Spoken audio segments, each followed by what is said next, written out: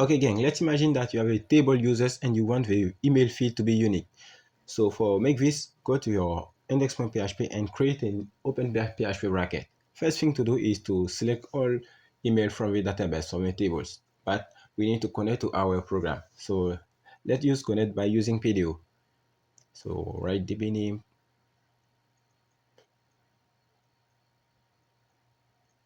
After connecting to database, let's imagine that the user entered the email is user1@gmail.com. And we want to check the email. We want to check if the email exists. So for make this, we need to make a connect db.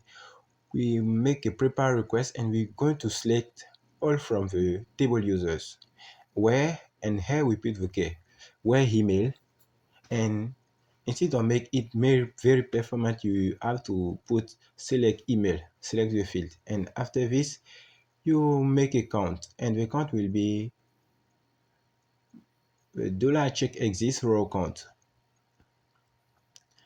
And on top, I don't forget to execute the request. So let's go to execute the request and save that the array is the entered email.